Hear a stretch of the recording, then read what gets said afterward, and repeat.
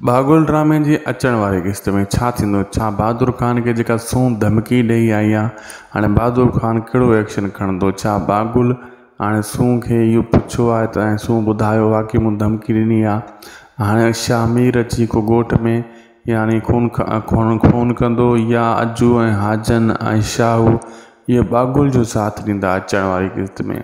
Next episode में ये सूं के केतरी गौरी गाल पवंदी जेका बहादुर खान जे दर ते वञी हथियार सिधा कया। बहादुर खान केतरो सीरियस वठण वारो आहे इन ॻाल्हि खे सूं खे ख़बर न आहे त छा हशर थियण वारो आहे, छा इहो सच आहे? अचो तव्हांखे इन में ॿुधायूं था। इन एपिसोड खे पूरो ॾिसो जी तव्हांखे सॼी कहाणी सम्झ में अचे। ऐं उदासी टीवी यूट्यूब चैनल के भी सब्सक्राइब करण न विसारींदा, फेसबुक पेज के भी फॉलो लाइक शेयर ज़रूर कंदा। अचो तव्हांखे ॿुधायूं था सॼी कहाणी।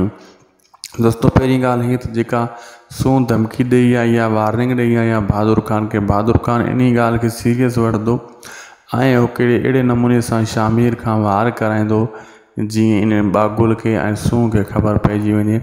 इन तयारी में आहे जेको बहादुर खान ऐं राजा खान बि हथियार खणण जे लाइ हाणे तंग थी चुको आहे। जॾहिं ॻोठ में मसइलो वधी वेंदो त पोइ हू कोशिशि कंदो त मां हथियार खणां, लेकिन उनजी वालदा उनखे रोके रही आहे, अॻिते बि इहा रोकंदी रहंदी।